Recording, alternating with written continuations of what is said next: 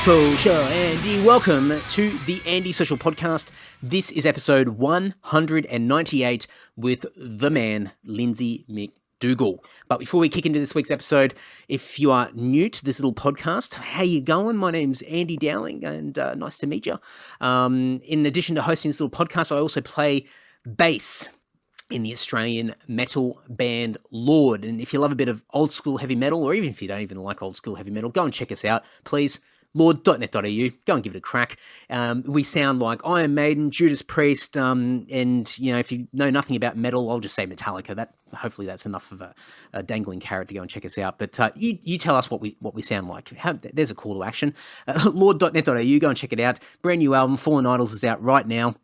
That's been going really well. Debuted at number 20 in the ARIA charts and number 2 in the Australian independent charts as well. So who would have thought a bit of old school metal would be in the charts in 2019? But there you go. We are chart-topping artists. Incredible. But go and check it all out. Lord.net.au. New video clip. Second single off the album, Kill or Be Killed, is out right now. You can find that on YouTube, Facebook, Insta TV as well. And obviously the first single has been out for a while now, but that was United, Welcome Back. You can find that in the same places as well, the video clip. But thanks so much for everyone that's been supporting. It's been fantastic, and lots more information and news and announcements in the Lord camp to come. So stay tuned for that. In addition to being a heavy metal warrior, I also host the Self-Starter podcast, which is all about small business, self-employment, and freelancing.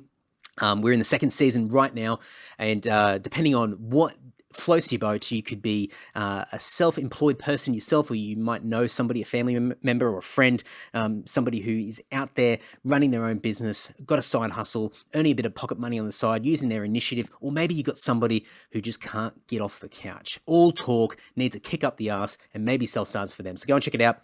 Selfstarter.com.au. It's on Spotify. It's on Apple Podcasts. I probably should put on YouTube at some stage. I think I've been crapping on about that for a while. I'll get there eventually, folks. But it's nice and easy to find. Selfstarter.com.au. Go and give it a crack. Next section of the podcast is the shout-out section.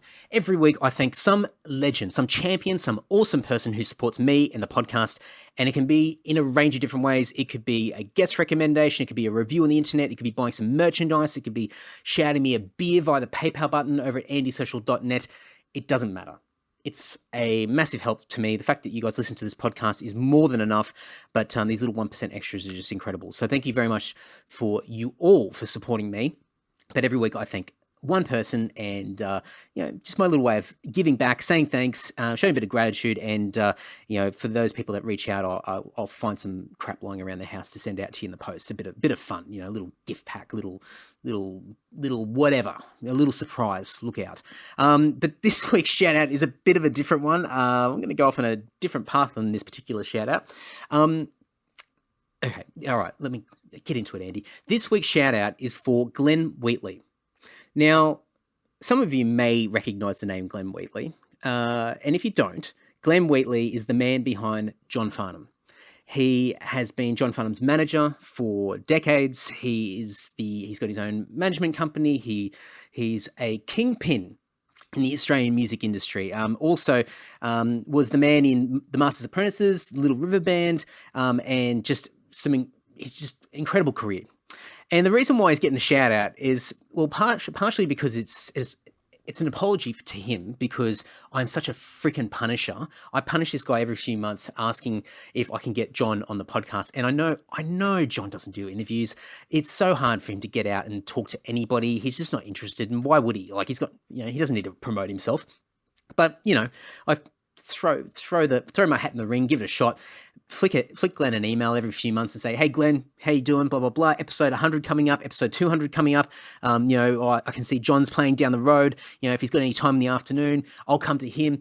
I'll fly to Melbourne. I'll travel out to wherever he is. I'll whatever it takes. I don't care. You just make me jump through a million hoops. I'll do it. And you guys know I'm a massive Farnsey fan. Anyway, Glenn always comes back to me. Legend, because he could just flat out ignore my emails, but he always comes back and just tells me John's not doing interviews. And I'm like, cool, thanks, Glenn. Have a great day. And then a few months later, I go and hit him back up again. Anyway, so recently I hit Glenn up for either him or John to be on the podcast for episode 200. Glenn came back with his usual, John's not doing any interviews at the moment. Like, yep, no worries. Glenn didn't really give me anything about him being on the podcast, but I'll keep pushing you, Glenn. I'll get there. I don't even know if you'll ever listen to this, but still, I'm gonna keep pushing. And anyway, for anybody that's been following the band, the first pressing of our album, we did a cover of Break the Ice, which was a really cool 80s cut pre sort of the whole John Farnham band, and it's off the Rad soundtrack. It's just a killer, awesome. It should have been a metal song, and so we decided to do a cover of it. It's fantastic. Tim and our band did such a great job on the vocals and putting this cover together. And so I thought, stuff it, I'm going to give it to Glenn and see what he thinks. So anyway, he replied back and just wrote, "Hi, Andy, good cover, well done." So you know what? Straight to the pool room. I don't care. That's amazing. I don't care what else happens after this. I'm happy that Glenn Wheatley listened to it. And I'm not sure if Farnsy's heard it, but, if you like it, Farnsy, let me know. Yeah, give me a holler. Like, somebody tell me. And also, our other cover on that first pressing release, Touch the Fire by Icehouse, I have been given word that the legend himself, Ivor Davies, has given his thumbs up of approval as well. Another guy I'm trying to get on the podcast. We've got to get past that gatekeeper. Anyway, so Glenn, you know what? You probably never listen to this, but if you ever do, shoot me a message. Maybe be on the podcast. Maybe you want to, get a little gift pack in the mail. I've got some stuff lying around here. Maybe I'll find something interesting to send you in the post. I'm sure you'd be stoked to get something from me. But there you go. A shout out to you, Glenn. Thank you so much for humouring me with some responses every time I hit you up every few months, and I really appreciate it. And thanks for coming back and just giving me a little thumbs up for the Break the Ice cover as well. Legend. Now, also, moving along, I have a portal page where I sell all my shit on the internet. If you go to andysocial.net/buy stuff, you can get stuff for the podcast, for the band, all the online stores are there. eBay store, Discog store. So if you're a music collector, you want to get a CD or a record or a cassette, I've got a couple of thousand items on Discogs and eBay in particular for sale.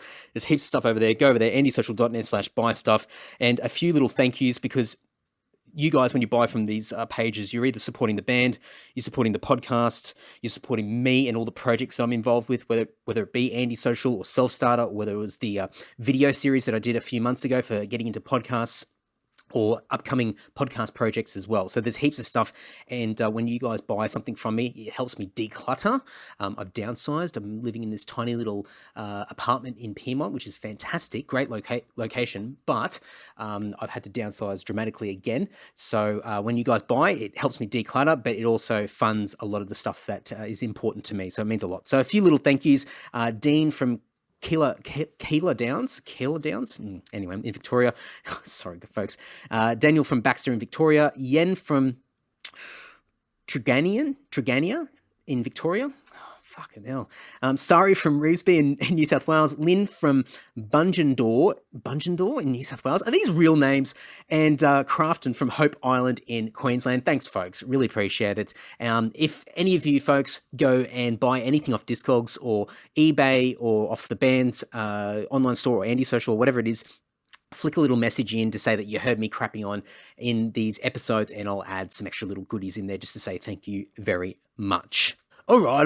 Moving along. Episode 198 this week is with Lindsay McDougall of Frenzal Romb fame, current host of The Drive Show on ABC Radio Illawarra 97.3 FM, former Triple J host, and a bit of a punk rock icon in my opinion. So I'm sure you cringe if you heard me saying that, but Lindsay's been around for yonks in the punk world, and somebody that I quite look up to as a musician, and also as somebody that works in radio, somebody that uses his voice for a living. So very cool to be able to catch up with him. I went down to the ABC radio studios in Wollongong and just spoke shit for about an hour. It was really, really cool. So everything we discussed will be in the show notes over at andysocial.net. You can follow Lindsay on Twitter and Instagram by searching at Dr. McDougall. I'm sure if you just type in Lindsay McDougall, you'll be able to find him. He's also on Facebook as well. But I'll put a bunch of stuff in the show notes over at andysocial.net. But enough crapping on from me. More than enough crapping on from me. Please enjoy this great chat with Lindsay McDougall.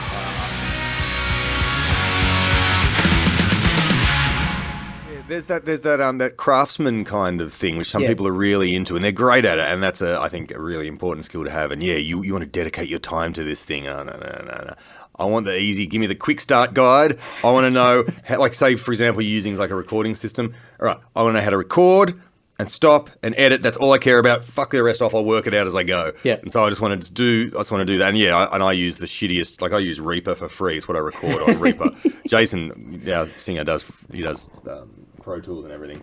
But yeah, I just do a demo on Reaper with, dodgy, I don't even use plugins or anything. I just use like a practice amp with a mic up to it. That's about as far. I remember with when I first started playing guitar, and I had like Cool Edit Pro, which is sort of like another freebie thing, and I had the computer mic up against the speaker trying to record metal riffs through that. It sounded like shit. Yes. But those riffs end up working eventually. I think they found themselves in songs like 10, 15 years later. But it was just like, I didn't have the patience to learn anything more than that. That was my skill set, and I hit that peak, and I went, "That's it. I'm getting the idea down, and that's all." That's I need. What's important. I think that's true, though. It's important rather than sitting there and waiting to get a good guitar sound. Yeah, all that sort of stuff. That's someone else's job. Seriously, where we record, I brought my guitar pick last time. That was it. And everything there for me. It was great. You said before about interviewing a lot of people sort of in the science fields and doing neuroscience and everything like that. One of the best things about working here so close to the uni. I've started doing a little bit of that over the last couple of years with this podcast. Mm-hmm. Do you find yourself walking into these conversations where you go, shit, like, how am I going to come across as semi-intelligent? Like I know what I'm going to be, like at least trying to maintain and keep the conversation flowing. Do you find that? The difference between you and me is that you're there with a microphone. Yeah. I'm there with a screen, and I've got like a keyboard, and I'm researching. And also the difference, like if I'm doing an interview, and the last one I did was with, now I've forgotten the name because I don't have my screen in front of me, but she's amazing. She works at the University of Wollongong, but she also works down the bottom of oceans and studying volcanoes that are underneath the sea and how rare metals are forged in these amazing, this is Lord lyric stuff. Rare metals forged in these undersea volcanoes. Yeah. And so apart from the wonder of that, and she was talking about another thing that platinum that you find in your catalytic converter of your exhaust pipe in your car, which I didn't know about, that comes from one place in the world that has it, which is in South Africa, and it came 4 billion years ago. It came to Earth. Yeah. And asteroids, mantle, sunk into the Earth, got thrown back up again by volcanic action, massive volcanic action, and that is the platinum that's in our exhaust pipes and wherever else platinum is, platinum records, that comes out of there. That's where it's from. And so I pretty much just read her article and then looked up what a catalytic converter was and looked up a couple of other things about platinum and a few other minerals, and then just hoped I could get everything else fine in the interview. And it's just... The thing is, there's two ways to do it. The other one is just to ask questions in the interview, and it's fine, if you don't know, because the listener, generally speaking, doesn't know. Yeah. But then I also like to have a little bit of, so you're talking about this, and so they can expand on something. So I like to become like a little 15-minute expert on every single thing I talk about, just so I can throw that thing in that is kind of interesting. Like I interviewed Candy Bowers today. She's a great artist. She's playing at IPAC for the next couple of days, and I listened to a podcast. Podcast. Was a podcast. Yeah, it was a Radio National podcast this morning, where she talked about growing up in South Africa, and her dad was a ballroom dancer, and her sisters got exposed to music at a young age and all this stuff. And it was just nothing. But then at one point she talked about her family and was, your dad was a ballroom dancer, wasn't it? It's like, bam. You just suddenly that one piece of information, which was just said in a podcast this morning, how does to Candy perhaps, I know everything about her life. She's like, you really care. It's like, and I do care, but now I care on a really deep level. I haven't dedicated my life to finding everything about you. I just listened to one podcast this morning, and it's that kind of thing. You just look up you just try and find that extra piece of information that makes the story more familiar to you, I think. And the same with science. You don't just read the press release and go, so tell me about platinum. You just sort of find out that one extra thing. It's hard. I think once you get past the whole, you're so self-conscious of your ability versus theirs or what they've achieved, and you think, oh man, what do? I talk into a mic or I play guitar or something like that, and here's this person who's changing the world and doing all these really complicated things, and they've invested their time, their life into this work, in some cases like into one particular niche subject that most people would never even learn about, and you're sitting here going, So what's the science stuff, And you got to try and get this conversation going. And I take the similar approach to what you said before, where the people who are listening are probably in the same boat as we are, who have got no clue. And so you kind of hold the flag for them and say, I'm going to ask the dumb questions for you. Exactly, yeah. Sit back, chill out, and I'll take the brunt of it. There'll be a few people going, you idiot, Lindsay, why did you ask that for? That's so obvious. But there'll be someone else that's going, oh, cool, that's what they're talking about. Thank goodness. Thank you. Exactly. I've been too scared to ask anybody. Yeah, exactly, yeah. And I think that sort of takes a bit of pressure off it when you go into it. And I always like prep someone, like, go, look, just heads up. Yeah. Like, I'm gonna be painful. Yeah, let's see how dumb I sound this. Yeah, absolutely. And they're bracing themselves ready, like, oh, geez, what are they going to ask me? Yeah, and then it also lowers their expectations. So if you even know the slightest thing, you sound amazing. Yeah, you've impressed them. Yeah, exactly. It's a good smoke and mirrors. A lot of smoke and mirrors. Yeah, for sure. Have you been doing a lot of that sort of variety of subjects for quite some time? I mean, you've been doing radio for ages, but Triple J radio is very different. Because it was basically music chats. Yeah, predominantly music chats. I would stretch it out a little bit, and obviously the odd politician and sort of very broad sciencey kind of things, and your Dr. Carls and stuff. But no, the great thing about ABC Illawarra is that it's complete. Like the boundaries aren't 18 to 25 like it is with Triple J, and mostly music focused or prank focused or whatever you want to call the breakfast show. It is it's geographical. Yeah. So if it's happening between Heathcote, let's stretch it to Sutherland occasionally, out to Braidwood or Goulburn and down to Ulladulla, Bateman's Bay, then we can talk about it. Yeah. So it doesn't matter what it is, and as long as it's something that will not broadly appeal, but have an appeal to someone in the area. Like, obviously, you're not going to talk about extreme metal every day, but I've definitely talked about extreme black. I've talked about black metal. I've talked to someone who was going to Norway, so obviously you got to bring that up. Yep. But but you don't play extreme or black metal on the show that often. But it's geographical. So the subjects are so broad, and so. I mean, today was a particularly heavy day because this is the day, and if you're listening now, you are in the future from this day, so hopefully this day has not become so horrible for you, but it's the day that George Pell lost his appeal against... I was going to ask you about that. Yeah, and it was a full-on day. Timing. He lost his appeal against, for his 6-year, he's serving 3 years sentence, and so for us as a radio presenter, it's like, how do you talk about this on the radio? You've got to talk about it on the radio. We approached the Catholic Church and we got a statement from the bishop, although that didn't come in till later. And we ended up getting Stephen Jones, the local federal member, who's already written about this. And he went to Edmund Rice College, which was a dumping ground for pedophiles, according to some people, including himself, in terms of the priests. I think they were priests there, yeah. And so, I was brought up Catholic as well. So we had this. So we chose to get him in, and it was fine. It was the right way to tackle it. But so that's just one 8-minute part of the show from between 5:07 and 5:15. After that, we talked about the Shoalhaven and the water restrictions that you're escaping by leaving the Shoalhaven. And then we talked about then we had an interview with the coach of the Wollongong Wolves. Then we talked to the Bradman Museum up in Bowral about getting digitised. So this is like all in just over a half-hour period. And so everything. We went to the Highlands, we went to this area or to the church, we went to the football, and it's just, you just have to luckily, we have a pretty good system on the computers where everything's written up, and I'm paperless here, which is pretty cool. So I have everything on the computer, and I just grab the story that I need, and we've written the questions, and I have 2 producers who help me write questions and stuff, or do a lot of the writing of questions, and I kind of get myself into that space of that particular piece of knowledge you need to know pretty quickly. Yeah. You finish talking about the church, and within, a minute you do the traffic, and then straight you're into talking about Shoalhaven water, which is not that hard to get your handle around, really. There's no water. The dams are empty, and we all have to stop throwing water stop watering our driveways. But so I don't know.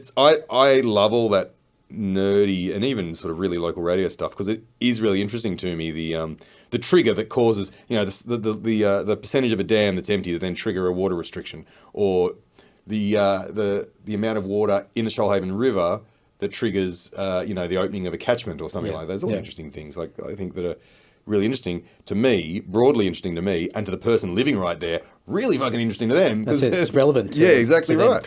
But I think also, like, you start to learn about, that's one thing I picked up living down the coast, is that it's far more community based.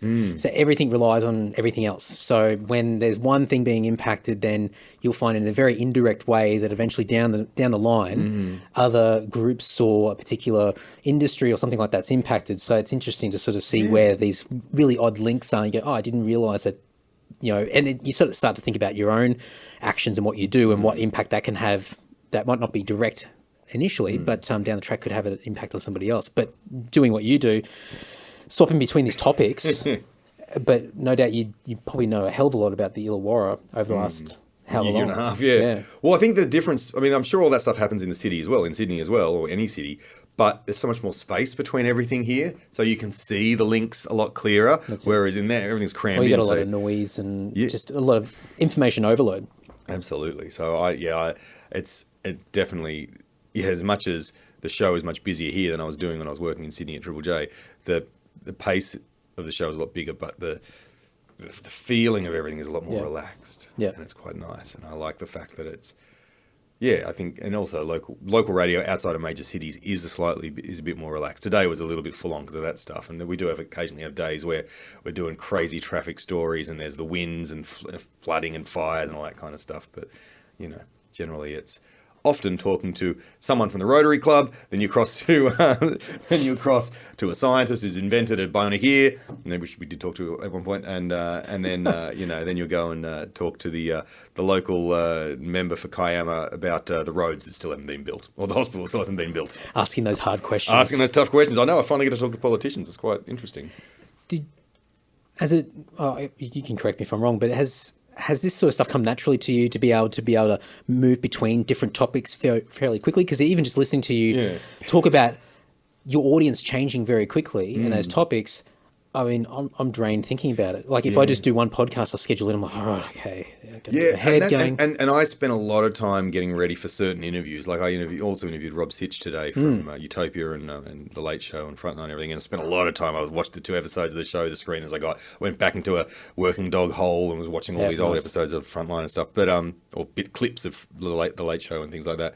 And so for that was like a 13-minute interview, so I spent a lot of time on that. But some things you don't need to. Sometimes you just need to, like, we agree on the topics, and my producer will write a bunch of questions, and I'll just add a couple of ones that I wanted to know about and stuff. So, but I think there's probably a weird form of ADD where you can just focus on one thing and then flip to another thing. Yep. And so probably ADD mixed with some OCD, which is probably somewhere on a spectrum somewhere. And so you can focus on things and just focus on that. But the problem is, though, that then you can get a little regimented and freak out if things don't work exactly the way the schedule is supposed to. And I'm a bit guilty about that. I can get a little freaked out if things aren't exactly working or something falls over. And I'm like, what the hell? Why is this schedule not being kept to? Not a schedule, but the order of things, that they must be in this right order. Well, especially if you've got so many things that are relying on each other. Yes. And you're not just talking to a bunch of musicians in a row where you can can be more flexible mentally. If you've got to swap and change, then it's like one little cog that sort of falls out. You go, oh, geez, it could be a potential train wreck. It can be, if you start an interview the wrong way, you get a name wrong or something can sometimes throw the whole interview out. But, not always. Have you had a few train wrecks?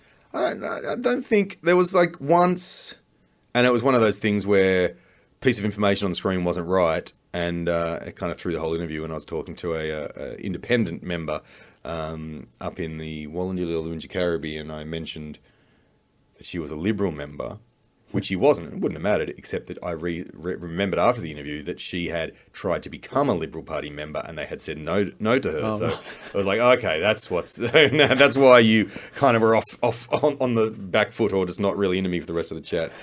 But also, at the time, and obviously, as anyone would, you just go, I can't believe that happened. Oh, why is that information wrong? Blah, blah, blah, all this. And then afterwards, you're like, that was like 5 minutes of radio. Who cares? Most people have forgotten. You're probably the only person that will let it sit in your mind. It's radio. No one dies. There was the funny time back in Triple J when I got Josh Homme from the Queens of the Stone Age to swear on the radio because I nominated him for the Friday Fuckwit for the quite fair crime of sitting up Tom and Alex, standing up Tom and Alex for hours. He was supposed to do an interview, and he just didn't turn up. No, and the next day they didn't have the interview, and then he was on my show. That the next day, like that day, it was like the makeup interview, or maybe later that week, and I explained, look, I just have to do this. This is what happened. So now I didn't nominate you for the Friday Fuckwit. And he just did not take it well. And I'm like, man, people don't ever say no to you, do they, mate? He just could not handle being like just the slightest piece of, now you've been a naughty guy, like completely, you know, tongue in cheek. Yeah, well, yeah, maybe you're the fuckhead. Fuck. And then walks away. He wasn't in the studio. He was on a tie line at Soundwave Festival, and the poor producer Amelia at the other end of the line had to copy him storming out and swearing at her as well. I felt terrible about that, but I was like, that was like, oh, and this is one that people still remind me about, which is hilarious. I think it's great. Well, even that becomes good radio. It's great radio. Yeah. Absolutely, yes. It definitely made it into the end of year spiel at Triple J. Oh man, I mean, because of the amount of touring that you've done over the years, I mean, and I'll definitely get it wrong from mine because I've come from this metal background, and you're coming from this more punk background. But you no doubt would have played with a whole range of different bands, not just into that punk sort of world, where you would have come across a lot of people like that. Yeah, I remember him trying to buy drugs at a big day out thing age. I think or he was saying no to buying drugs. I'm going to leave that open because I can't actually remember. Right. But I think maybe someone offered him drugs and he didn't want to buy them or something like that. But that was like at the 99 or 2000 big day out or whatever. Oh yeah, but then these people don't, you know, those Australian bands that I would interview would know who I've toured with. It's quite funny actually when we first started working at Triple J and Grinspoon suddenly would hide away from us, Jason and me, like at shows because they didn't want us seeing what they were doing so we could then talk about it on the radio. Not that they were ever doing anything wrong, but it was just like we'd just bring it up and they're like, oh, you bloody saw us hanging, you know, talking about this other band or whatever. What happens on the road stays on the road, man. Come on. Yeah, I know. Like, well, not us. We need stories. We've got 3 hours every morning to fill. We're taking those stories. But but American bands had no real idea, you know, that I was also in a band on tour, and except when I like would sort of play with them, or I would get up and play with a couple of touring bands as well, which was quite fun. So get up and interview them, and then later that day at the gig or the festival or whatever, then just get up and play with them, which is kind of cool. And it sort of gave people a slight edge on normal interviews that they would be doing, where the guy is actually in a band and can actually, you know, play a little. But yeah, makes a big difference. And like the persona that I've always sort of got, or the perception I've got of you guys has been sort of just, it's very much like on the same level as everybody else. Like, you know, and we've sort of taken a bit of that where, you know, we could be out in the crowd having beers with everybody and then it should be like, oh, it's our turn and we'll go up and that's about it. But it's almost that stereotype around the musician and being on stage where it's this larger than life persona, and also it's probably more metal than anything else, where there's that mystique around it. You know, we're special, and you know, maybe we've got some leather pants on as well, and we'll get the smoke machine out and all that sort of stuff. But I reckon there's nothing better than being able to, you know, be cheersing a bunch of dudes who've come all the way from bloody Penrith to see you guys and going, cool, all right, give me, I'll be back in like 45 minutes, and then just walking on the stage and fucking becoming that metal god. Yeah. So you don't need to like, so, you know, I reckon that's more exciting. Was I just talking to that guy who's now summoning Satan on stage? That's fucking incredible. Rather than, oh, well, of course he's summoning Satan. He's that guy in the band who doesn't exist on the same plane as us. I think, and that's obviously my extreme sort of metal version of it, but the fact that you can be like sitting around and talking to these guys and they're I can sick, and then you're up on stage, essentially we are doing exactly the same thing as that, except in tune.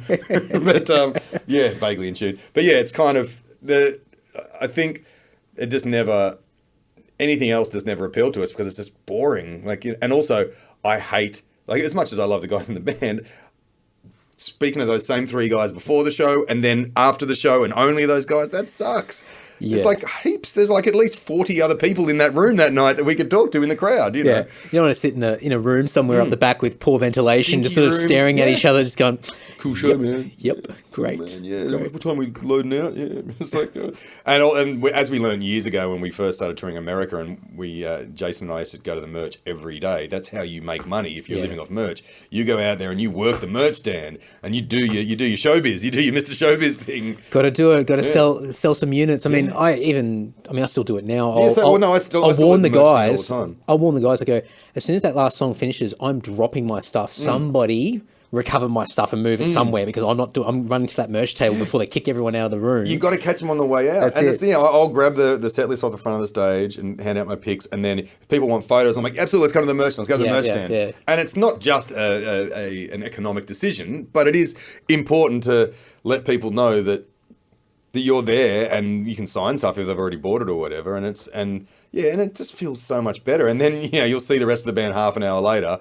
after you've told 14 people, no, I can't carry this shirt that you've just bought up to get them signed by those guys. Oh, yeah. 2 of them smoke ciggies. Just go out the back. They'll be doing that somewhere. Or whatever. They'll be around. Yeah, and and then you can do all that stuff which you would do anyway. Yeah. Talk about the gig or whatever, and then you're not just missing that whole.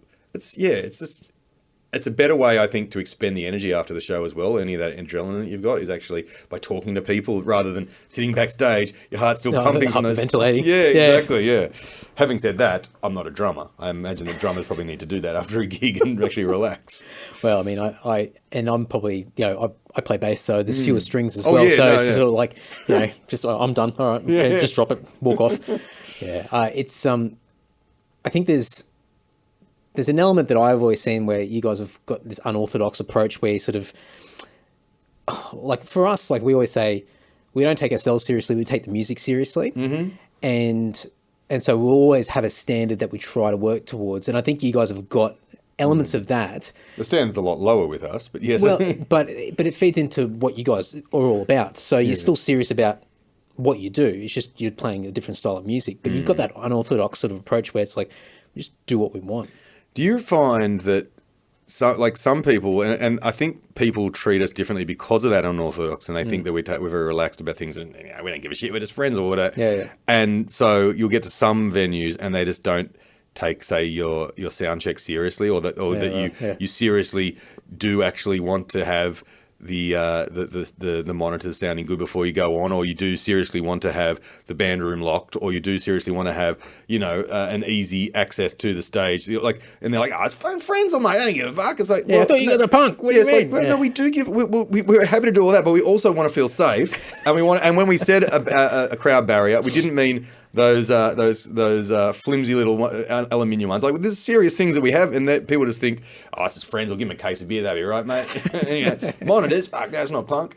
But so it is that sometimes that people forget that there is like they still need to do. We still want to do some things correctly. There's a bare minimum that you gotta achieve first. Yeah, but we're not ripping out mad blistering twin guitar harmonies and stuff. Oh, that's all right. We don't get to do that. So. You guys have got other things. We put some on our records, but that's about as far as we go. Leave them for the studio. Yes. Yeah. I mean, that's just one thing that I've always noticed, and I've always admired with bands that are sort of. Maybe it's just because I think where we've played and who we've played with over the years, we are probably more stereotypically associated with, but we also play with a lot of bands that have a bit of a holier than thou sort of approach, where it's like we're a little bit disconnected and a little bit higher up the food chain than the person that comes out to see us play. And so, I mean, just I think comments that you guys have made over the years as far as just not that don't give a shit attitude, but just that sort of we just roll with it and and take it as it comes and just be a part of and sort of really sort of embrace everybody around you. It's something that's it's not refreshing because it's something that. But do you find a lot of those bands that do have that slightly holier than thou approach is just from, I guess, bands that are constantly on the touring circuit and constantly, have been, and they're often American, and they often get sort of told that and get put in, and have people do this stuff for them all their lives. Become a bit jaded as well with it all. Yeah. And then they're just in this echelon where they do, their tour manager will take care of everything for them. So, and they don't really know. And this is certainly the same. There's certain like people in the punk rock world that just tour constantly. It's album tour, European tour, Australian tour, back to America, album tour, all that sort of thing. And I remember like some guy walking into a servo and just not knowing how to get a bottle of water. It's like, because it's not on the bus, in the cooler of the bus. Yeah. It's like, can I just take this off the shelf? Can anyone get me water? It's like, mate, just because it's not on the bus, in the ice chest in the bus, like it is when you're touring America. It was that was a while ago. Though. You certainly get disconnected from it. I mean, even like we did 6 shows, and for us, we were like, oh man, that's exhausting. Yeah, fucking hell. And even by that 5th show, you start to, and this sounds so stupid because I've got a lot of mates that play far more than I do, but you start to lose sense of reality where you start to fall into this bubble of you're in a band, the only people you're talking to are the other guys that you're traveling with, and you expect things, and then you start to get whingy when something doesn't quite go to plan, and then you have to check yourself and go, oh geez, like 2 days ago when I was at home, I wouldn't have batted an eyelid, but now this is a real issue. And so it's for anybody that goes out on the road for weeks at a time, or the greater part of a year, I can kind of appreciate that people just lose sense of reality. Like it'd be very easy to fall into that trap. I was in Europe. I did 1 week with this band, Me First and the Gimme Gimmes, whose shirt I happen to be wearing at the moment. Yeah, looks very like nice. a Metallica shirt. But and so this was the last week of a 5 or 6 week tour for them. And so although they had, I think a couple of different members had changed throughout the tour, but it's basically the same band. They do have a few ring-ins like myself. And it was mostly the same bus as well. So they had their absolute routines, and so luckily they're very amenable to someone just slotting into a routine. It's fine, absolutely fine. But the other things like I had to just basically find my way in the bus, and it was fine, and in the touring stuff. But by 2 or 3 shows, I could see that just, it's just another gig. It's like, no, it's not another fucking gig. Now you're in Germany. Now you're in Belgium. This is rad. This is not just another gig. Or it's like, I probably won't bother going out and seeing the town tonight. It's like your 4th fucking gig, Lindsay. It's like these guys. You've fallen into the machine. Yeah, already.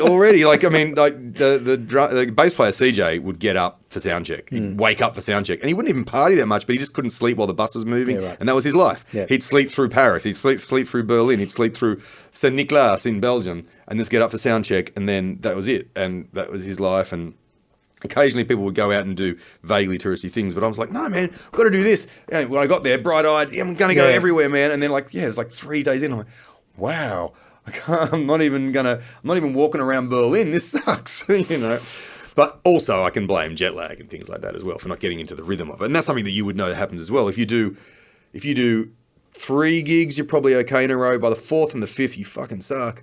And then by 7th or 8th, match fitness kicks in, and you are a king. You are nailing every riff. You can get up. You can do everything. And then you just hope that tour continues for at least another week, so you can enjoy bask in that. Yeah, that's it. Exactly. I usually find it, and it's the burden of living in this country sometimes, especially if you're not completely full-time dedicated to it. Yeah. You might do a run of shows over a weekend, 3 shows. That 3rd show, you're like, ooh, it's starting to limber up now. I think we're starting to fall into place. And then it's like, you got to work on Monday. You got to work on Monday. Yeah, absolutely. No, what I have to do is that 3rd show, which is like we did 3 shows in Queensland a couple of weeks ago.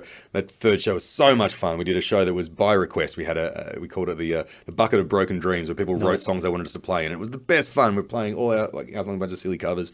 And the end of it, I was like, cool, man, it's midnight. I got to get up at 5 to fly back to Sydney to go to work. to drive to Wollongong to go to work.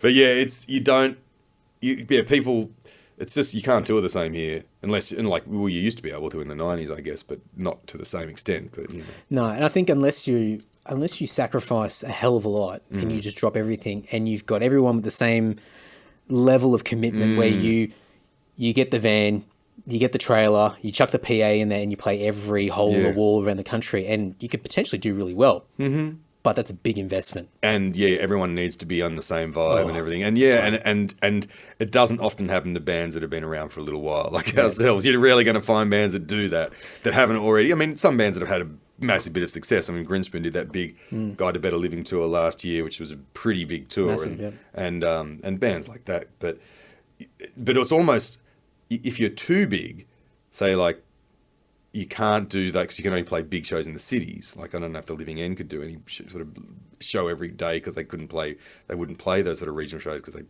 be too big or something. So maybe it's a weird thing. I don't know.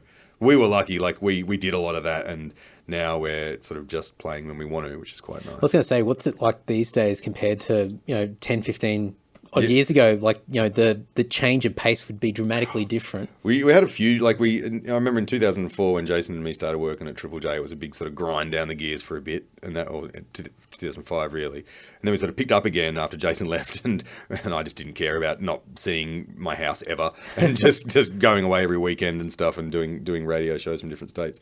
But we just it was like around then, and we just stopped caring about, making it big, which probably happened after we, like in the start of the 2000s, we really stopped caring. And from then on, it's just been maintaining and, keeping ourselves interested and keeping our audience interested by writing new songs and stuff. So we didn't want to become those bands that just sort of play the hits. Yeah. Although we do play a lot of the hits. We've got a lot of hits. But, so it really is just that kind of, like, it's just a thing to do for fun and an excuse to see your friends and write some songs and then get it. And also, it's good to get out and see, get out of where you are and go and see some different places. Yeah.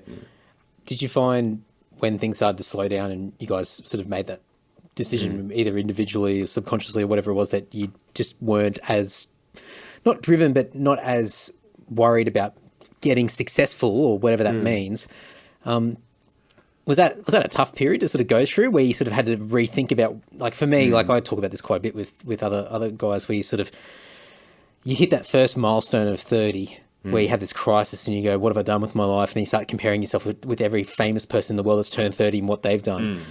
And when life changes and everyone starts to, settle down, have kids, married, houses, etc., you start to think about your identity. And through a lot of your 20s, you're like, I'm the musician, I'm the guy in the band. And so some people, it starts early and they start to have this crisis early, and some people have it later, or some people never have it at all. But did you guys sort of go through that, where you sort of had to think about, like, the band's not everything anymore, and there's a lot of other elements that are coming in where it's sort of, you have to not dilute it, but you have to sort of spread yourself out a bit more? Well, I don't think I don't think I knew, because I left, this is personally from my experience, because I know Jason's very different, and we're the two guys that have sort of been in the band the longest, although Gordy's been in the band for ages as well. But I left school and was at uni for 3 months before I joined Frenzal Romb. And so Frenzal Romb was pretty much my entire adult life, 18 through to when we slowed down. So I joined in 96, and it was only 5 years in when 2001 we did like this giant tour where it was like 3 months, 2 shows a day, all around Australia, every little nook and cranny. It was insane. We got a government grant and all this stuff.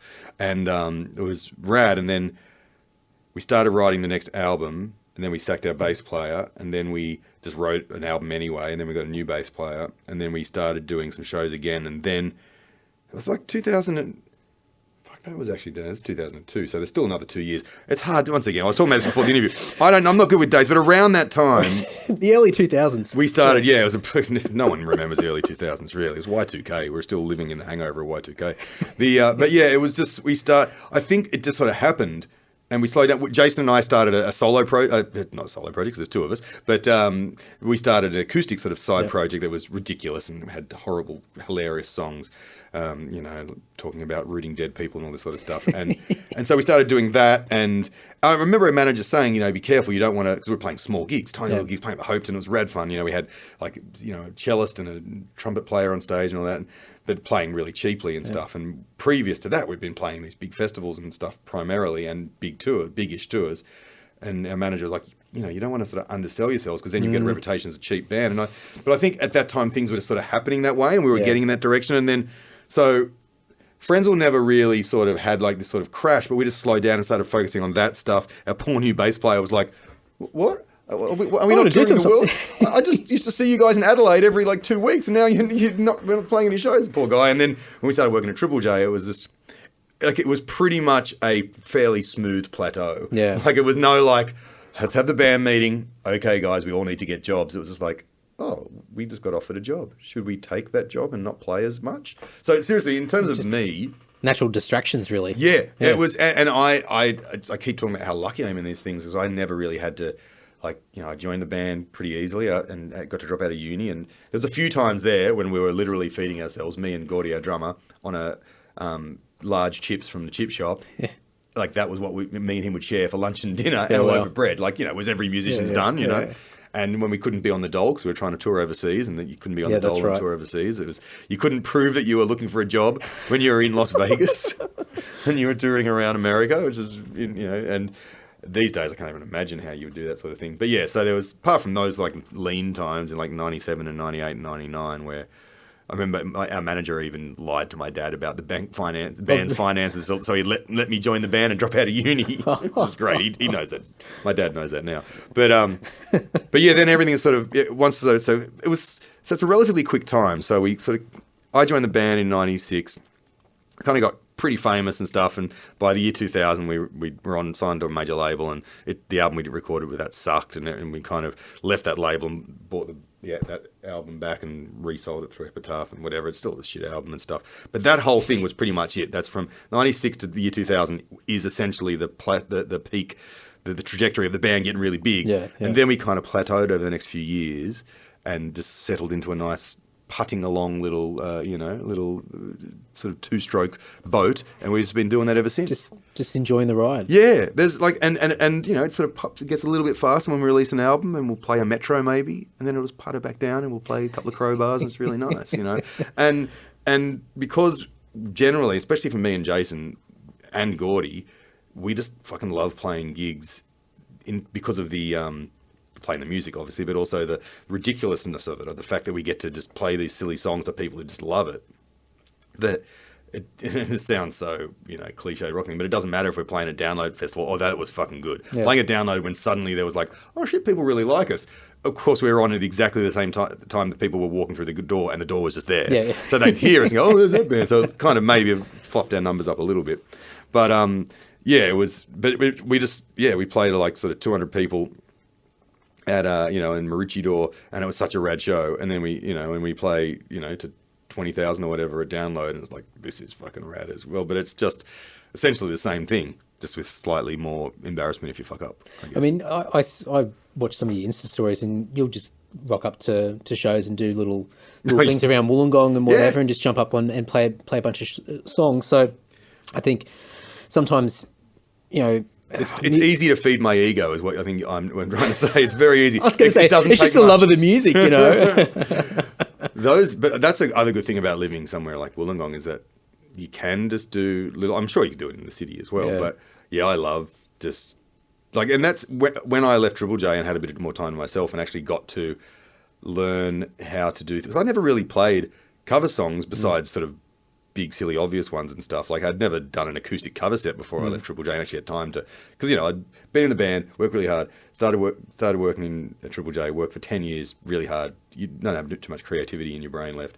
So then I actually had time to do that, and so I'd started playing music with Briggs, like playing hip-hop guitar, and started playing sort of acoustic music with another singer, and like sort of soul kind of stuff, and just flexing little other musical muscles, and then realised what I really love doing is just playing bad Oz rock covers on acoustic guitar, and people like me doing that. If I throw in a couple of Frenzal songs here and there as well, it's very fun to do, and you can get away with, a good hour or two of that. Did you enjoy that stuff growing up, or was it something that at the time you're like, I don't dig it, and it was only later on that you sort of appreciated it? I'm exactly of the right age to absolutely love your John Farnham. In fact, John Farnham was the first concert I ever watched on television. I love that. I'm so glad you said that. Yeah, the Whispering Jack concert. I remember my mum and I made pizza and we watched Whispering Jack concert. But yeah, no, it does have all of that stuff. Everything from Jimmy Barnes solo stuff. I'm just thinking in terms of Australian stuff now. The Angels, Matchbook, the Ian Moss album, all that stuff. The Divinals. I had like these compilation tapes that were so popular there. The mixtapes that you'd buy.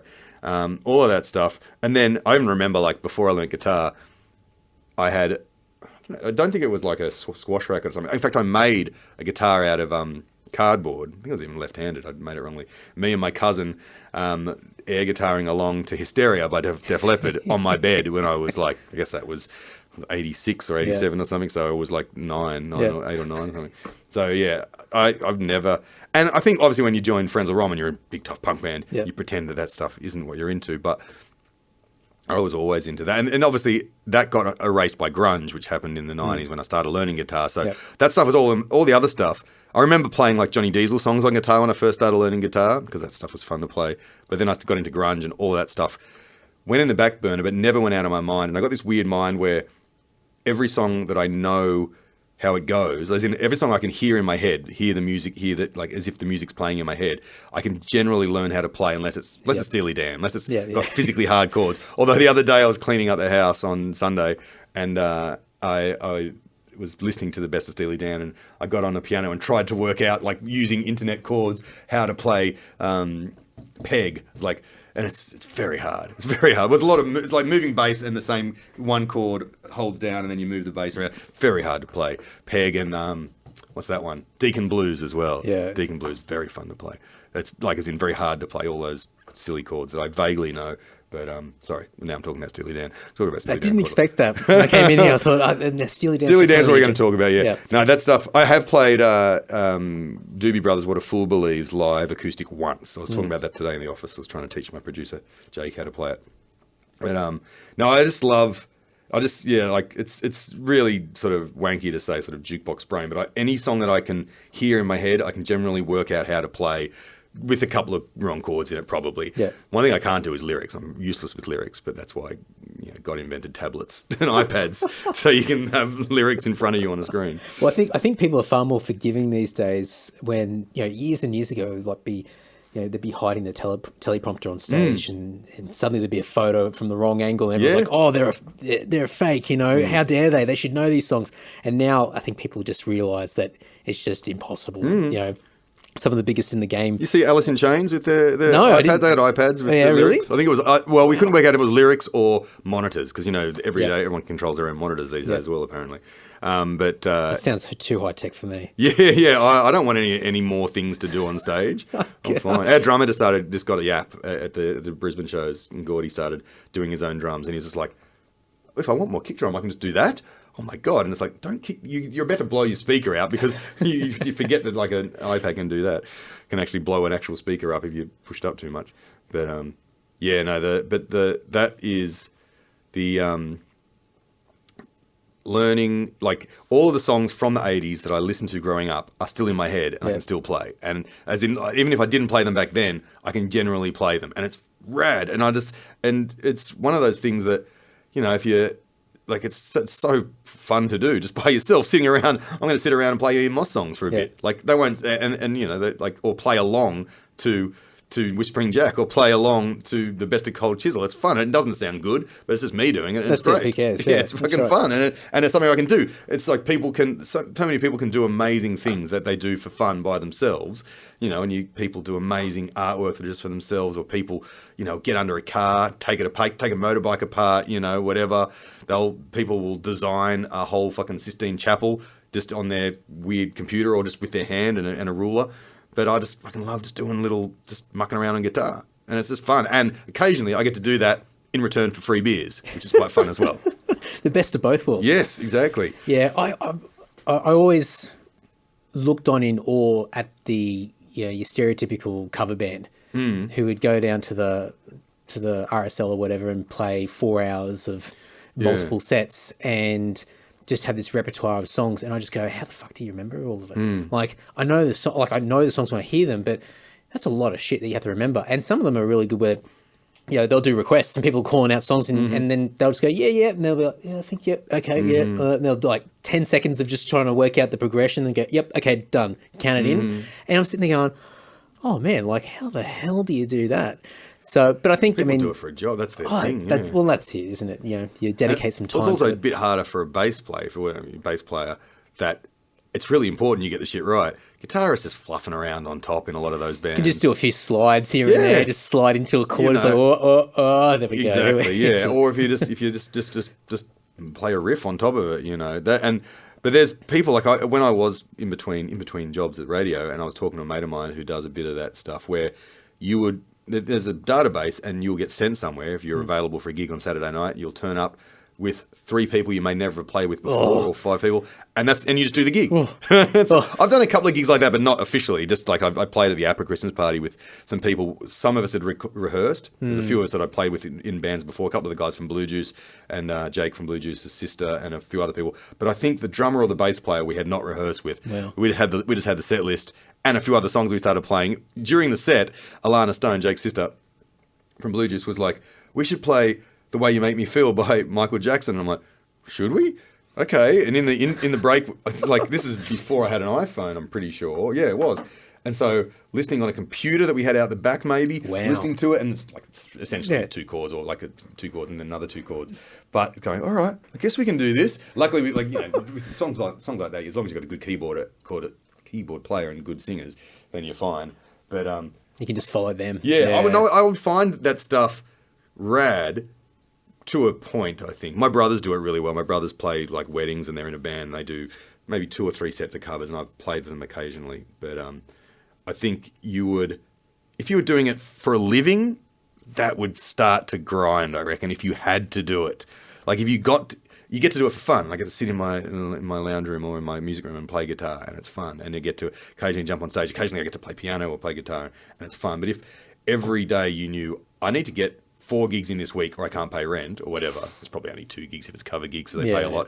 That, I think, would suck. And I think it would ruin your love for that music, which probably takes you back to that whole thing of doing any music as a full-time thing when you're not at the top of the game. It's like, if you're not doing it for fun, then it's going to suck and you're going to hate it for a little while. It becomes a machine. Yeah, exactly. Yeah. And then you do that thing where you realize, well, if I just drink myself through it, I'll be fine. Then you got a few other challenges there to deal with. There's something else going on there. Yeah. Did you have some of those challenges, like with me first? I mean, obviously covers. Yeah, and like the list of songs is just ridiculous. But they're all in your head.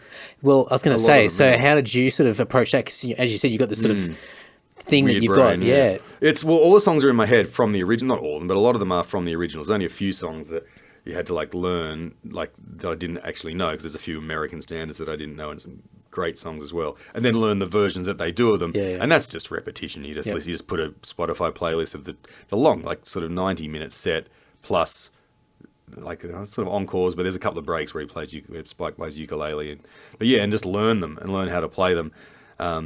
It is because it's not that hard, the style of music. Some of it's pretty fast, and you got to learn obviously the right chugga punk rock rhythms for a couple of the songs. But essentially, it's covers with guitar solos, and it's rad. And because I get to play lead guitar in that band, I get to do some stupid guitar solos. I even had they used to have their own guitars made for them, but then they sprouted mold when they got left in a moist thing. They were shit guitars anyway. They're really hard to play. So I've got a Cole Clark Telecaster copy that I got a stacked humbucker put in instead of the single coil in the rock position, in the bridge position, and started using that on a couple of shows. And then I also had this old Tokai 1978 Silver Star Strat copy, which is rad. I had it for ages, and I used to use it in this other silly covers band that I played in at the Annandale a few times, which was once again just drunken, under-rehearsed piece of nonsense that was really fun to do, but we only did 3 or 4 times. And I also had a humbucker put in that so I could play proper punk rock on it. And I took that to Europe, and I was like, the most fun. It's got a whammy bar, and it stays mostly in tune. And I'm like, I get to do whammy bar stuff in a silly band playing, Neil Diamond covers.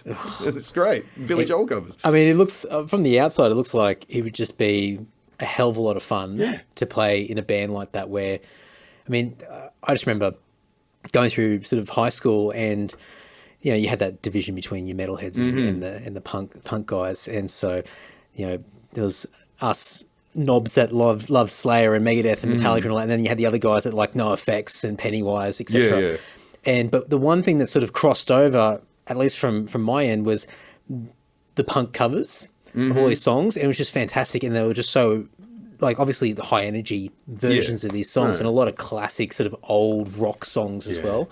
And I've always looked at that, especially for those guys. You go, oh man, it must be so much fun just to smash out a set like that. And for me, I grew up listening to bands like NoFX and Bad Religion, and well, at least originally, the bass player of the band was Mike from NoFX. Now it's Jay. Well, generally it's Jay from Bad Religion. And so I was standing next to Jay from Bad Religion. It's the fucking best, you know.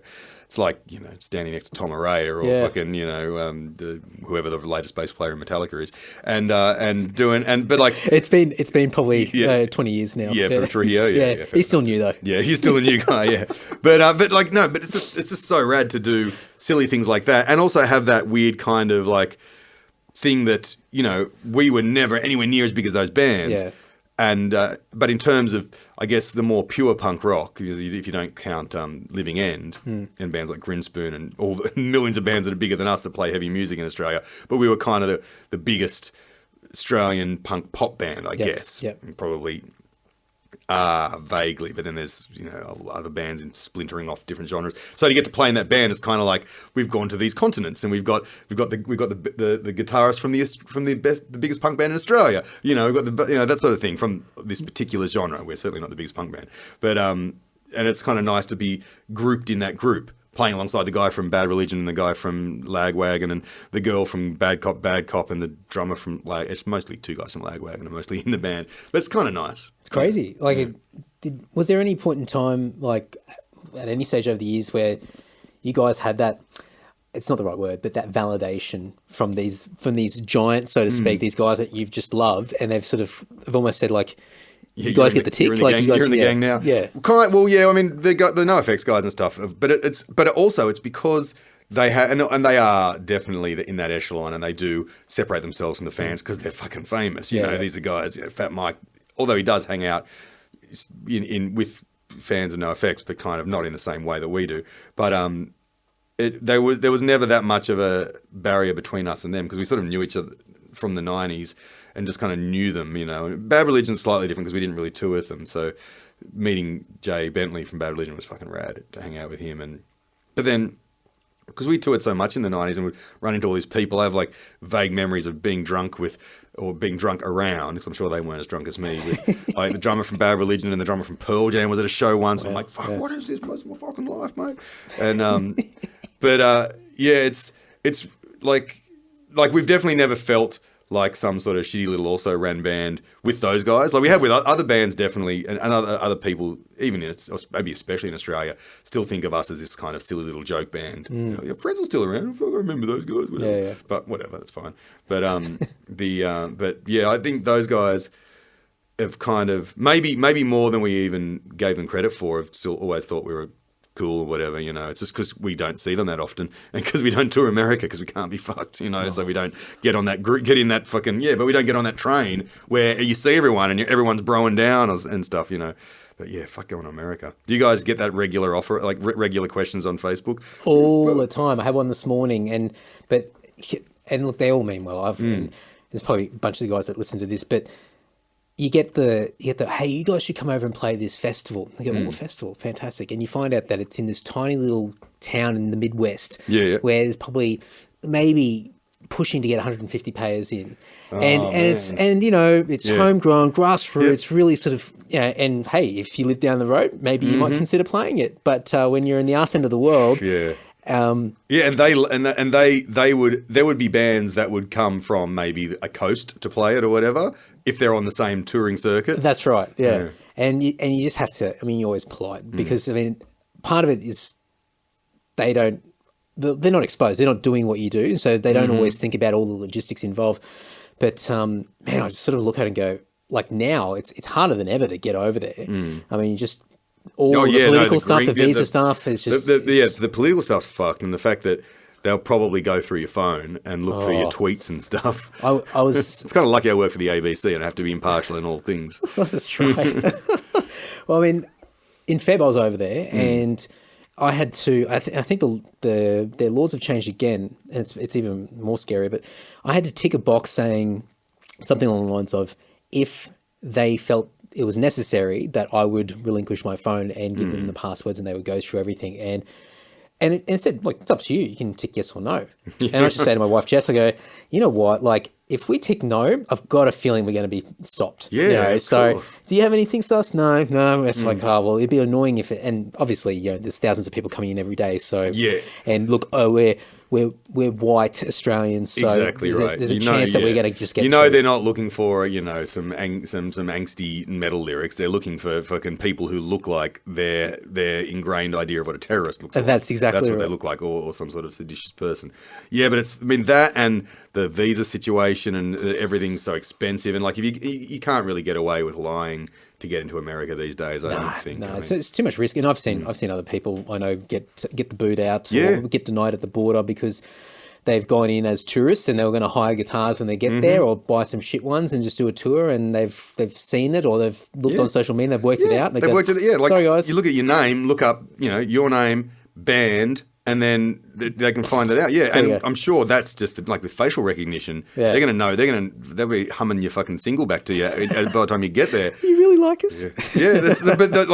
We went in once because the rest of our band have dual citizenship with Europe and the UK from being parents born over there or whatever.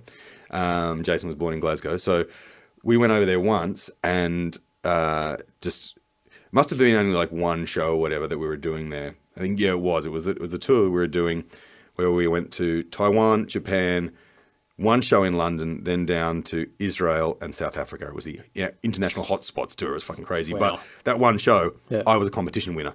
I came in as a guy. And so I won a competition to hang out with this band. And so this band with dual citizenship didn't need visas, and I just came in for that one that thing, and that was how I got into Europe that one time, or England that one time. But since then, like you just have to do the thing, do whatever you got to do. And I don't know what Brexit's going to mean for people. A lot of when people ask us to play England, like we came to Europe last year, started in Paris and went across to Frankfurt with Frenzal Romb, and when people ask, why don't you come to the UK? I'm like, sorry, Brexit. Yeah. Brexit. This is what you don't realise. This is what they're not telling you. Less Frenzal gigs.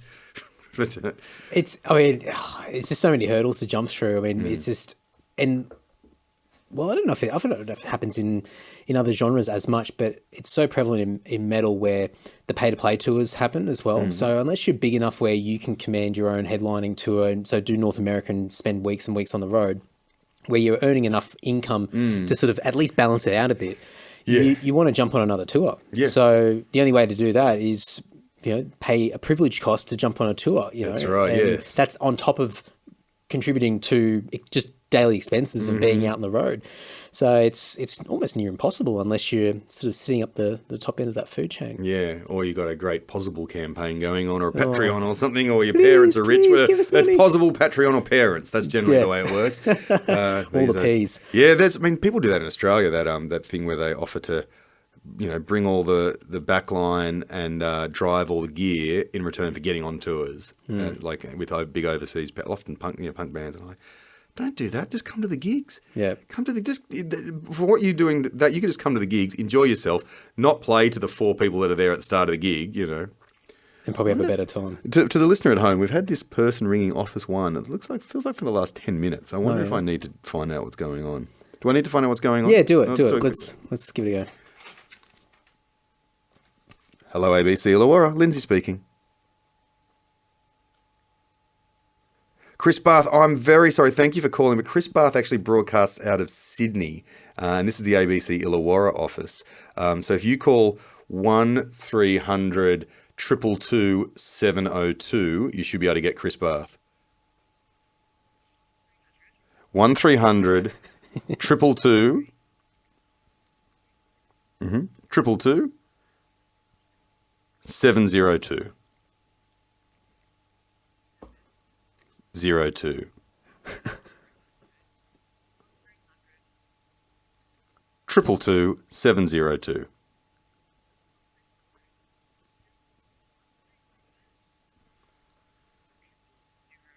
No, 222.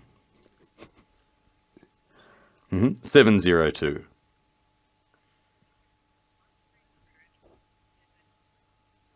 No, 1300 is the first bit. And then there's 3 2s. And then 702.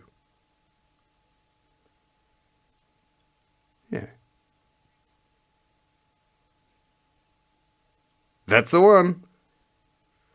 No worries. Have a good night. Cheers to you. See ya. Bye. Wrong number. Did everyone get that phone number then? She did at the end. She got the number at the end. That's a success story. On her way to Chris Bath. On her way to Chris Bath. I wonder what she would have just finished her quiz. So I don't know if... It's just wrong again.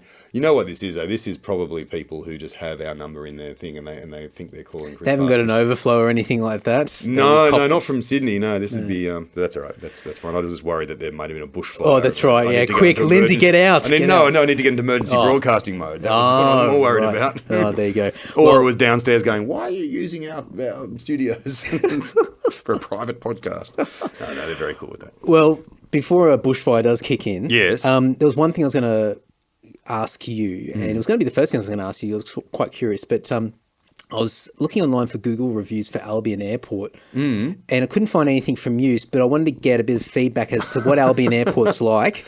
Yeah. Is it worth going there again? Because I do drive past there a lot, and I always think, I would like to catch a flight out of there. I love the fact that Albion Park Airport exists. I have flown... not out of Albion Park Airport, but I flew with the same airline from Bankstown. Oh, was it? And this is the story. So it was a couple of weeks ago, and I had to fly to Brisbane for these 3 shows, and fly to Brisbane. So finish the show, fly to Brisbane, and then drive to Maroochydore, essentially get on stage and play. And that was the plan. But the winds meant I got 2 flights cancelled, and ended up booking so strangely, it's weird when flights get cancelled and it's windy days, suddenly the flights that are left are like $500. I don't know why that would be. Capitalist Airlines. But so we booked this, we ended up buying a business class flight, which was only $100 more than the economy, because that was all the seats that were left on this flight to get from Sydney to Brisbane. Then during the show, as I was on air, it was only a 2-hour show on Friday, so it was sometime between 3 and 5, that flight got cancelled. And so I'm just texting Moses, our manager, while there's a play out, a song on or something, going, I guess we're going to have to cancel this show. I don't know what else to do. Then after the show, I was talking to my manager and my producer. I'm like, it's a shame that there's not the flights out of Albion Park. Oh, maybe there is. And called and eventually found out there was a flight that left at 7 o'clock, but he couldn't find any information about it. So we called the media manager, who got the boss to call back, or the boss, the duty manager that was on, and said, yeah, there is a flight, but it's leaving from Bankstown, and the bus is leaving Albion Park Airport now. Oh, I can't make that. Can I just drive to Bankstown Airport? And yeah, I guess so. And so I said, I'm out of here. Just ran out. Everything's on. Jumped in my car, which I already moved to nearby. I normally ride my bike, but I parked the car near the studio, and just raced at the speed limit towards Bankstown. It's an hour trip from here. In the car, whilst I'm driving, the duty manager calls up and gets my details for the ticket that I have to buy. Yep. And then, so I do that. I'm looking at my credit card out of the corner of my eye as I'm driving up Mount Ousley. And then she calls back about 20 minutes or 10 minutes later, and I'm like, oh no, what's happened? It's been cancelled, and there's winds. She goes, I'm just calling to let you know, I've spoken to Bankstown Airport, they're expecting you, and there's a car parking space at this address, it's free parking, you can leave it there till Monday. I'm like, what the hell? Within an hour, I'm there, parked at Bankstown Airport, inside the hangar, with all these fancy old rich people planes, like little rich people planes, because it's a rich people plane hangar where they fly the rich people planes around, and drinking, having a glass of wine for free, because it's an open bar in this little hangar area, because it's rich people stuff, sitting there, just going, what the hell happened? I'm about to fly from Bankstown to Brisbane, and ended up making the gig. We pushed the gig back a little bit, but I ended up making the gig. It was rad on this little, propeller jet plane that landed in Brisbane. There's no winds in Bankstown, by the way, as well. So there's a little tip. But it was the best. And I'd always thought, okay, these little airlines that fly out of regional airports, they're never going to work in winds and stuff. But that was so good. And unlike any other airline in the world, I was talking to humans the whole time. It was the best. It was the good best. So when Lindsay flies at the last minute to Brisbane, he flies... I can't remember the name of the company, but the company that flies out of Albion Park Regional Airport. That airline, whatever it is. No, I've always wondered about. I'd love to be able to jump on one of those planes. Yeah, that'd probably be a rock star moment, really. Yeah. Oh, yeah. It was absolutely. I was taking photos. I was showing. I'm sitting here. In fact, I videoed. They took me on like a little golf carty thing. Golf buggy out to the plane. Oh, I think I remember seeing that. It was the best. I'm like, what is this? A couple of wines in me. This is the absolute best. It was, and I I didn't think it was an option because obviously the old airline that was running it went bankrupt, but I think it might be. And it was cheap. Oh, yeah. And the whole thing, that was $189. That flight was $189. And that is the normal price. And they didn't suddenly jump it up because it was windy or anything. It was $189. It's insane. So interesting. Very interesting. I was like, this is why like I've definitely done ridiculous runs to get to Sydney Airport, like either on the train or driving to get after work to get to shows. So, but they only do Sydney and Melbourne and only at certain times. So it's not, you're paying for the convenience or you're driving to the convenience at Sydney Airport. Yeah, yeah. Well, I don't think this is that interesting as a part of a podcast, really. But you might be interested. Well, I was watching on the Insta stories of your challenges that you had, and while I was watching that, I was in Melbourne that day. Yeah. So I was meant to just go down for the day, flew down in the morning and had a flight in the afternoon, got to the airport, and there was warnings all day, and I just thought, oh, that's all right. Get to the airport, flight's cancelled. Yeah, no worries. No more flights going to Sydney. We've cancelled 10 or 12 flights, so it's just chaos. And so I'm like, okay, all right, so what do I do? And so people were just hurling abuse at Virgin staff, and I was like, oh, shit. So I went up to one lady and she says, don't even bother lining up. She goes, go home and we'll be in touch. And I'm like, but this is not my home. What do I do? Trying to go home. And I was like, okay, what's the process? I said, is there, and like, you just start like, what are you guys going to do about it? She's like, we don't do it. This is the weather and you got to sort it out tomorrow. So in the meantime, walking away, and I've got the little Virgin app and my flights are updated. I'm like, oh, cool. Okay, so have a look. And it says, flying out 8:30 in the morning. I'm like, okay, so I've got to stay in Melbourne overnight. No big drama. I'll make the most of it. But I'm going to Hobart. Oh, okay. No worries. And, okay, so when do I get to Sydney? So I'm, how long am I in Hobart? Oh, 7 hours. Okay, cool. So I spent the day in Hobart, and the flight back to Sydney from Hobart in the afternoon was delayed by an hour and a half or something like that. So by the time I got into Sydney and then got down the coast, I walked in the door like 10 p.m. Saturday night. Like a whole extra day later. And that's insane. And it was just, I mean, I've got mates in Hobart, so I was messaging them saying, hey, you guys are around, you want to have lunch? So I went and did that. So I made the most of it, but I was just sitting there going, what am I doing? But at the airport, when I'm seeing all these updates coming through, I was listening to other people, and what they were doing is, they were trying to get everyone out of Tullamarine really quickly in Saturday morning, chuck them in different airports around the country, and then just slowly drip feed everyone back to Sydney because they didn't want to disrupt any of the Saturday flights. So they were trying to catch up without just... Get everyone out. Yeah. So you could have gone to Canberra, you could have gone to so people Adelaide. Gone to Adelaide, Canberra, and it was just crazy, absolutely crazy. And there was a couple of other people I heard that they didn't get back until Sunday. So some people had to stay even longer. Yeah. And I'm just sitting there going, what the hell am I doing? And then at the same time, looking on Insta stories, I'm like watching you catch a private plane or something like that. Private plane? Oh, wow, this is like, it definitely looked fancier than it was. Yeah, there's a golf buggy going out to the thing. It's like, oh, sounds good. Your Hobart was my Bankstown, which is fine. It's funny how I feel like we don't really deal with these. Possibly we're going to have more and more extreme events weather-wise in Australia. We might have to do something to fix it. Maybe a train that doesn't go in that sky to get people places. Well, I mean, at least in Melbourne, I think they're still trying to build a train, so airport, they'll get there eventually. But mate, I appreciate you hanging back a bit and talking shit with me for an hour or so. It's been really good. And I've got a confession to make before we wrap it up really quickly.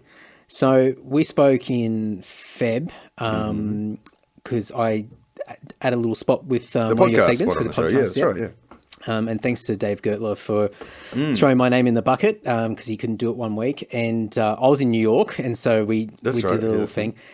I didn't realise that you were Lindsay. Oh, yeah. So I didn't put the connection together. So I'm like, it's chatting to ABC. Yeah, great, blah, blah. And went up.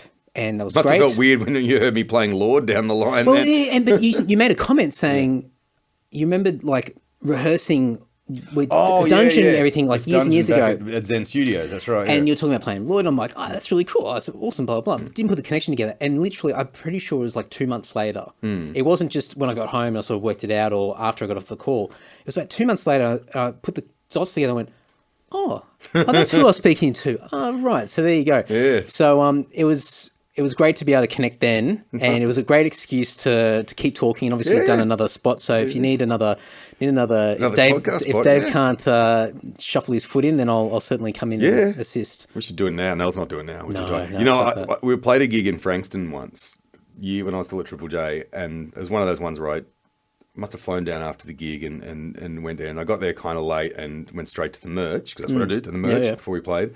And was talking to the merch people, and this person's like, "Oh, so you're Lindsay, man. Oh, man, it's so good to meet you, man. It's so good. So what are you doing here?" And I'm like, "Oh, well, you know, I come to the merch stand. I want to talk to people." And she says, "But, like, do you... like, really, every night?" Like, I said, "Yeah, I'm always a merchant." And she goes, Just hang out at merch tables. And I said, "Well, you know, I try and go out and meet everyone." She goes, "Really? Every Frenzal gig?" I said, "Yeah." She goes, "Why do you follow Frenzal Romb around so much?" I'm like, I was like, don't worry about it. And then 10 minutes later, I hold my drink. I'm on stage in the band. Gotcha, I'm in the band. It was a very, very ridiculous moment. After all these years. Yeah, oh, it's great. It's the people, like, the people at Triple J were split between people who thought that I mentioned I was in a band every sentence and the people that had no fucking idea I was in a band. So I think I struck the right balance. I love it. I think that's a good way to wrap it up. Yes. Thank you, sir. Man. Cheers, man.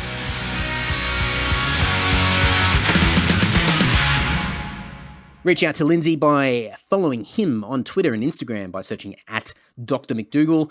You can also find him on Facebook as well. Just search for Lindsay McDougall. Nice and easy to find. But very, very cool chat. As I said at the beginning of the episode, somebody that I look up to as a musician, someone that works in, I guess, the music industry, but also in radio, and just using his voice to make a living. It's just super cool. So great to catch up with him and have a chat. And yeah, a lot of fun. So go and follow him. Let him know what you thought of the episode. And cheers, Lindsay. Appreciate it. Few updates. Kill or Be Killed. The new video clip is out now. Go and check it out on YouTube, Insta TV, and Facebook video. Fallen Idols is still going really well. Thank you so much to everybody that's been referring their mates to buy albums. I've got lots of old merchandise, old T-shirts. I've got some back catalogs, some old Lord CDs, some Dungeon CDs. I found a box of Dungeon CDs the other day, a Rise to Power, and almost cleaned them out instantly. One or two quick little posts on social media, and bam, gone. So that was awesome. But I've got lots of old stuff, odds and ends, stuff that I can't really validate putting online to sell, but I would be very, very happy to give them away for free for people that can refer mates to go and buy a copy of the new album Fallen Idols. So if you know anybody out there that you reckon you could twist an arm, get them to place an order online to go and grab a CD. Yes, it's old school, but I know that a lot of you old school metalheads are out there. Please reach out to me. Let me know. And yeah, I'd love to hook you up with a T-shirt or a CD or another little odd and end lying around this place. And yeah, just my way of saying thanks. So I'm really keen on getting word out about this album, selling more copies, and just getting it in front of as many people as possible. So it doesn't matter where you are in the world. I will cut a deal with you. I love the hustle of it all. So go and reach out to me. But thanks so much for everybody that's been listening to it, adding it to playlists on Spotify and on these streaming services. People that helped us get into the charts initially, that was fantastic. And it's just been great feedback from the album. Just absolutely stoked. So thank you very much. Self-Starter, same shit, different week. It's still going. We're in the midst of season 2. Go and check it all out. Thank you so much for everyone that's supporting that and spreading the word, sharing those episodes around. Season 1's still available as well. You can listen to it on Spotify, Apple Music, Stitcher, the usual places, and go over to selfstarter.com.au. What else is happening? New podcast series coming out at the end of September. I've just decided I'm just going to keep saying end of September because that's going to hold me accountable. Just working on some artwork at the moment for that, but it's all recorded, ready to go. I think I dropped a hint last week, but it's going to be a bit of a throwback, a bit of a nostalgic trip to old school metalheads, people that grew up with different formats of music. I'm sure people can start to draw the dots together, but some really cool people that have helped be part of this podcast series, and I'm really looking forward to sharing it. So as I get closer to release date, I'll start to share a little bit more info with you. I'd love for you all to get behind it and help me because this is one that is going to be there's a bit of a strategy behind it, and I'll get into it later on down the track, but I really would love people to get behind it and really give it a massive push. So more info to come over the coming weeks, so stay tuned for that. But very exciting times, lots happening, and I wouldn't have been able to do this and a lot of the other stuff I've done this year, the podcast video series, getting into podcasts. You can find that on YouTube and Facebook video, plug. And these podcasts, Andy Social, Self-Starter, the band stuff, getting around the country, all this sort of stuff I wouldn't have been able to do without you guys shouting me beers via the PayPal button over at andysocial.net, or buying stuff off Discogs and eBay and all that sort of stuff. It's a massive help. So thank you so much to everybody that continues to support me. But anyway, I think that is more than enough talking for one week. Until next week, folks, take care. Thank you so much. Bye-bye.